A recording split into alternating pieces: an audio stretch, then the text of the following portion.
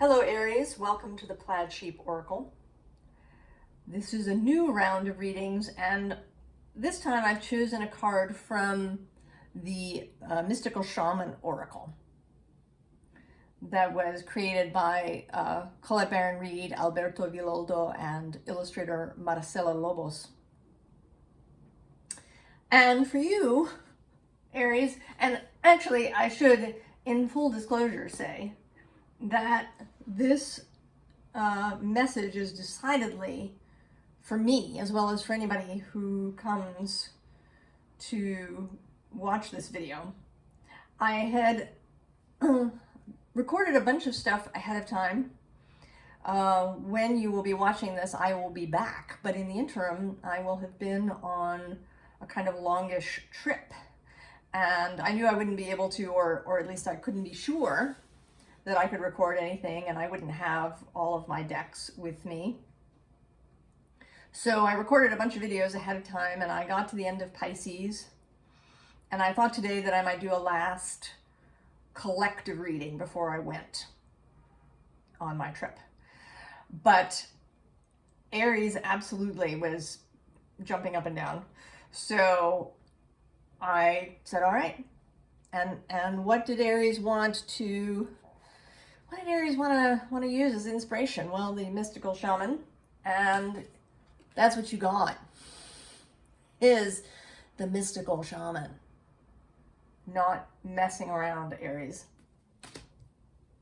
And I'm going to read you, I don't often read from the guidebook, but it is absolutely right for the reading, as its message hopefully for you, certainly a message for me. This is the symbol of the mythmaker and storyteller, who is neither made of nor defined by the story. Instead, he observes it, evolves through it, perceives all aspects of it. In so doing, the Mystical Shaman represents the ability to dream a new story, a new myth into being. He dances between worlds, wearing the cloak of the world loosely around his shoulders, and sings the world into being. He reminds us to be in the world and travel through it, but not to be defined by it or become too attached to the experience. This is the symbol of true alchemy, for all elements of life have a spiritual aspect and a material one. When we remember this, all manner of miracles and manifestations are possible. When the Mystical Shaman appears, you're invited to consider the ability to live without attachment. You are called to create and dream your life, to act on inspiration and divine impulse without fixating on a known story of success or achievement. What if you could become a mystery to yourself? Who would you become if you stopped telling the tales that have defined you up until now? You do not have to live in a story that has roots in the past. I could read the whole thing, but I'm going to stop. We begin with this Queen of Pentacles. Now, she is a queen and so sovereign, but she, in this particular version of her, she feels very sort of soft, or, that the nurturing side of her is very pronounced in this card, as opposed to perhaps a more regal or more commanding presence, as the Queen of Pentacles can sometimes have. So I feel like perhaps, Aries, you tend to, I don't want to say downplay, but not, maybe soften your Aries-ness. Right? The Aries gift is the ability to act in the moment and to do it intuitively and well. Whereas the Queen of Pentacles is a more considered energy, right? A more earthy energy. And here's my confirmation. Yeah, going on a jet plane. But the next card you have is this Dryad of self-empowerment. So we're kind of immediately out of the gate moving into Spirit's message. And in fact, this whole reading is largely about where to go as opposed to what might be holding us back.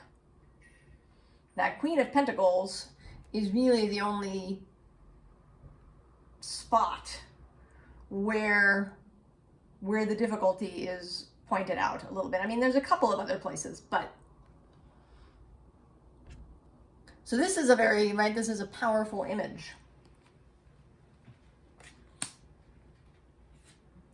And then it moves into this Two of Cups, which to me is about our connection to our inner self, our spirit, as well as to nature.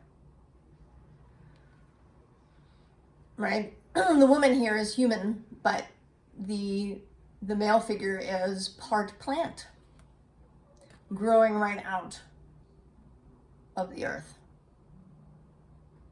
So that earthly energy is always available, but we don't have to carry it around with us everywhere we go.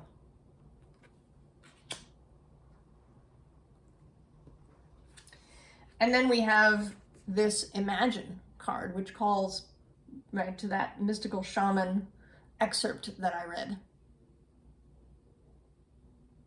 The willingness, because it is a willingness, you know, we all have, every single human has an imagination, but we use it to greater or lesser extents, right? Depending on perhaps, you know, how much it was squashed when we were children, or if we had really difficult experiences as children, we might have decided that we had to get practical. We have to make sure that everything in the real world is lined up. Even if we get involved in these mystical practices, if we get interested in spirituality and metaphysics, and we may still be attached to the notion that we have to affect change through action. That isn't right. That is an Aries thing, right? That action is a thing. That imagination isn't really going to get you there. So here we have the reminder that although we are earth, we are clay, as John O'Donohue likes to say, that we are clay beings, but that we move. We're also flexible, that we can have stability, the stability of this Four of Wands, but without actually being attached to the earth, that we can remain mobile and nimble, although we have stability and security and a space from which to act when that is appropriate.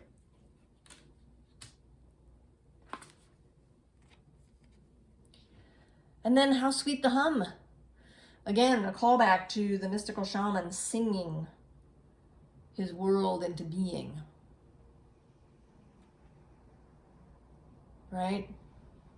She's imagined it. Right? She imagined it. And now, right, like her dress, her hair, everything is brightened, become deeper in hue as she sings it, hums it into being.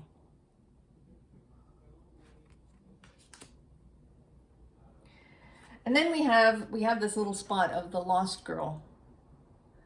And that may be a part of us that is frightened. Right? We've learned from the time that we were tiny people that the world is a solid material place, at least those of us here in the modern world. That in order to, you know, have things happen in your life, that you need to act and assert control. And control and the possibility of over control is also an Aries thing, one that I am very familiar with.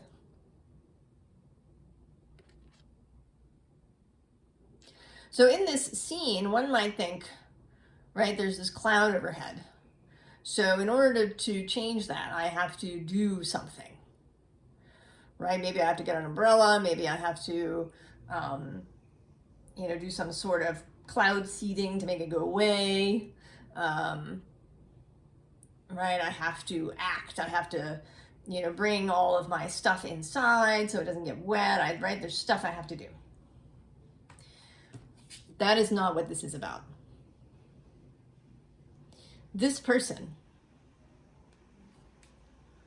would not. She would either welcome some rain when it comes because it's appropriate, or she would hum the skies clear with her joy. Right? If we think of this in a more metaphorical way than not actual, right? Because we need rain in actuality. But if this is a metaphorical dark cloud, if this is some issue that's looming on the horizon that you have to do X, Y, or Z to avoid, prevent, address, control, no. It's about being this being. Being this being who knows her own inner light, who knows her beingness. If you're someone who like me, has in her life needed to feel really prepared, right? Making lists and doing what I think of as FEMA thinking, right? Which is to, well, what are the 8 possible things that could go wrong, and how can I proof myself against all of those things? Crazy making. It is. It's crazy making, I know. But it's a deep habit that needs to be undone.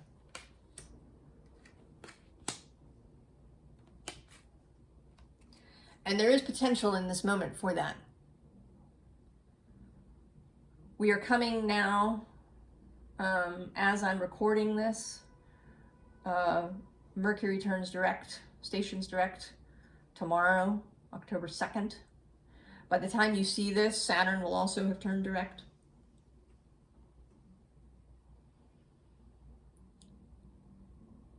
So energies are moving. And even beyond that, I'm a fan of astrology. I reference it here in the readings, and I look at it for my own personal purposes. But our own individual, personal vibration self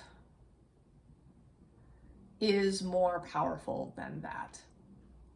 We are certainly influenced by the energetic weather that's happening, but we are not controlled by it.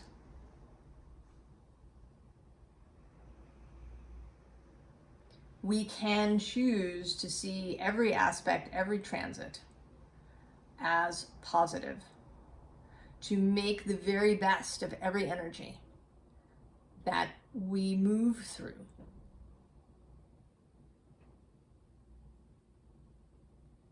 That is a choice, and it can be difficult to overcome years and years and years of training. Right? We live in human physical bodies that have a nervous system. So don't be yelling at yourself, Aries, if you're having some difficulties around this.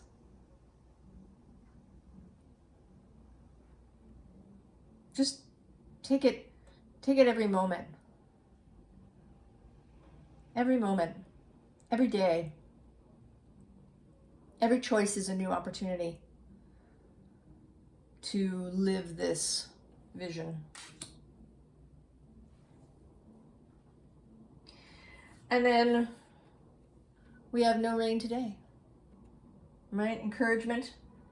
And under that is this new directions card with more encouragement.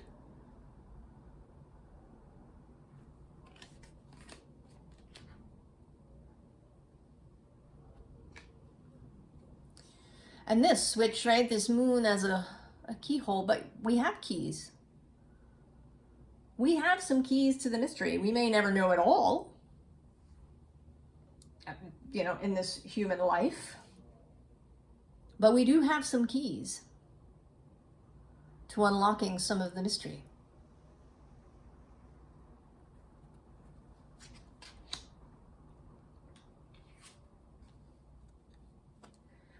And then this Treasured Memories card, which speaks of looking back with pleasure at everything, looking back with a kind and loving eye at everything in our life. Not to dwell there, but to know that there was nothing wasted,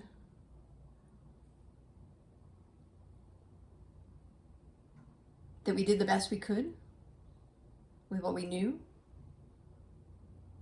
and that all of our experiences have made us who we are.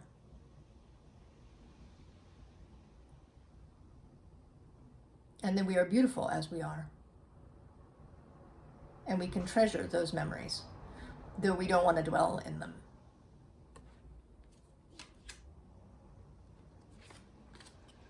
And that sometimes the best course of action is just to do something beautiful, something that isn't productive, that maybe doesn't have, you know, a specific purpose, or, you know, that isn't something that needs to be done or has to be done or should be done. That we can spend some time weaving flowers, whatever that means to you. It may mean literally. It may mean tending a garden, or crafting something, knitting something, doing a painting, reading a book,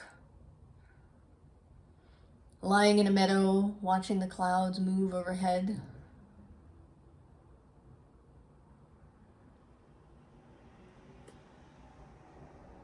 This is how we nurture the hum.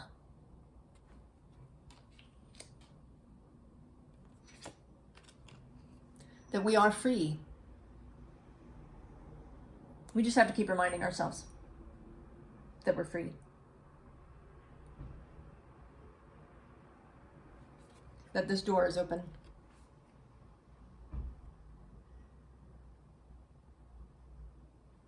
Right? This door is open. We can leave anytime we want.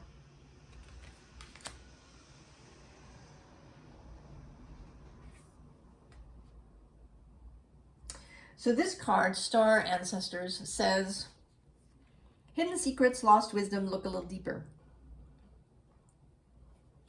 And this feels like sort of a direct spirit message saying, we're here. Talk to us anytime. Ask for help, ask for information, ask for ideas. We're here, and what we want underneath that is for you to surrender to the sweetness.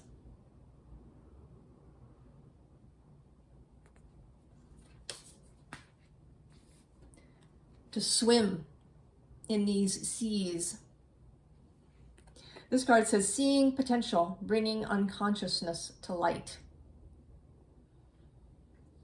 So this is also a callback to the mystical shaman,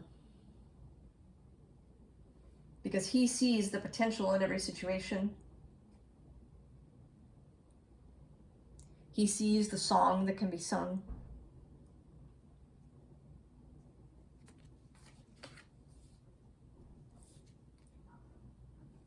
Now this card says double mission.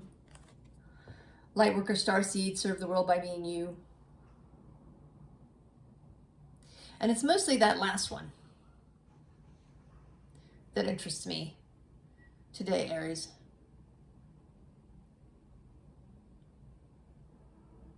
That being you, being Aries. And there are two ways, right? We are coming out here, Aries, traditionally the Emperor. And this card, like all, has sort of two sides. There's sovereignty, right? There's ease. There's knowing who you are, knowing what you're responsible for and what you're not responsible for. Intelligence, intuition, the ability to act when it's appropriate, the ability to take responsibility to lead. I mean, I actually don't really think of Aries as being especially leaderly in terms of leading a group of people. I think of Leo more that way, or even Capricorn.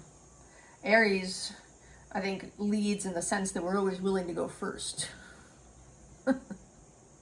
We'll go. Angels won't go in there. We'll go. First down the slide. But maybe you lead people. Maybe you lead your family. So all of these things are open. But then on the other side, of course, is over control. Taking on too much responsibility. Never asking for help. Having to do it yourself. And that shows up here on the other side. Here you are, right, having forged the swords and then stuck them all around yourself. So that's what we did. We forged these mental swords, these 5 swords. We added them to 3 swords. Maybe we had some heartbreak early on in our life. And we carried 3 swords around with us when we were children. And then we added these 5 until we had 8. And then we stuck them all around ourselves. And said, I can't move. It's too dangerous. I'm tied up. And I'm going to say, right, that is arguing for our limitations. And I do it myself. Right? If somebody says, oh, well, do this X, Y, or Z, and I say, oh, but I can't because of A, B, and C. I had, this thing in my childhood, or I, was trained this way through my whole life. I have these habits that are so hard to break. I argue for my limitations. Mostly, right, because I want to be able to forgive myself when I don't do a thing that I want to do. Out of fear.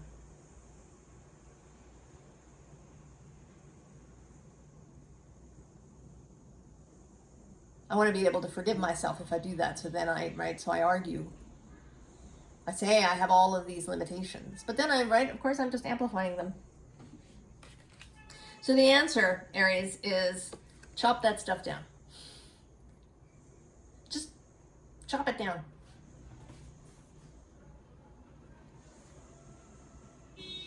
You might have to do one at a time. Right? You might not be able to do all 8 of these burning wands all at once. You might have to do it one at a time. Some of them might even resprout and you have to go back and chop them down again. And don't do it in rage. Don't do it in anger at yourself. Don't judge yourself. Don't berate yourself. Be kind with yourself, but be firm too. Yeah, if you had a little kid, a little 2-year-old who wanted to eat, a whole bag of cookies, you would prevent that. You'd know that was a poor choice, that they would be puking later. But you don't scream at the kid. You don't tell this little child that it's stupid or useless or whatever. You prevent the behavior, but you do it with firmness and kindness and with understanding for how that little child is feeling in their perceived need, in their emotional moment. And be that way with yourself. Hold yourself gently, Aries. Gently and firmly chop down this prison that you've made for yourself. And when you do, what do we get? We get the moon. And not only do we get the moon, we get the Hierophant. And then not only do we get the Hierophant, but underneath, I always look at the card that's at the bottom, but I don't always show it. But in this case, it's the High Priestess. Moon, Hierophant, High Priestess. Magic, mystery. As above, so below. As within, so without. Right? This particular Hierophant image is, right, she's an oracle. The Oracle of Delphi. Sight. Knowledge. Synthesis. And the ability to be comfortable in uncertainty.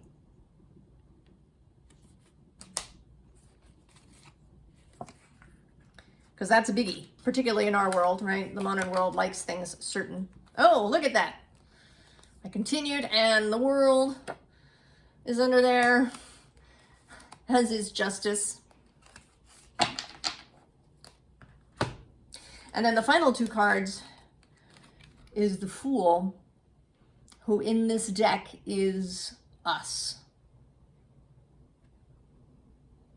Right? The Fool holding up the Fool, holding up the Fool into infinity. The Aries, the other Aries card in the deck. The Fool who leaps forward. And in this case, the Fool who is willing to look into the mystery.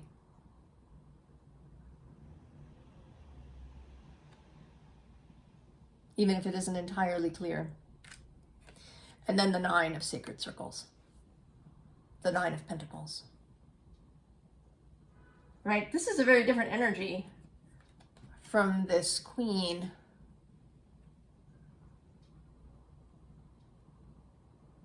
Right? Who may, right, in her more difficult moments, be worried about the bunnies.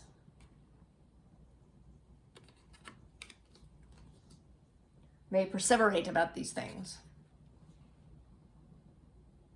The person in this card does not.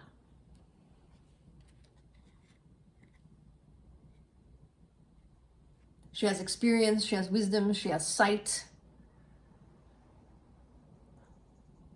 She has faith.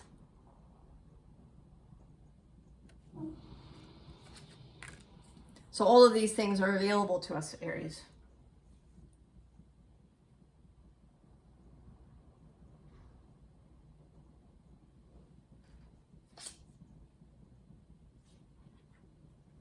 Sing and hum your world into being. See the world not as a mechanism, but as an ever-evolving, energetic experience that can change on a dime, that responds to our internal experience, as within, so without.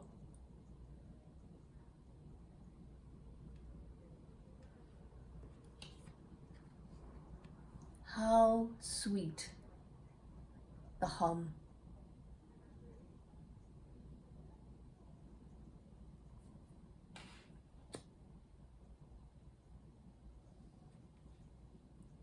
I wish you all the best, Aries.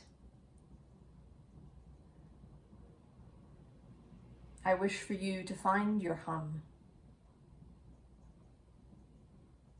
and to release yourself from any self-imposed prison.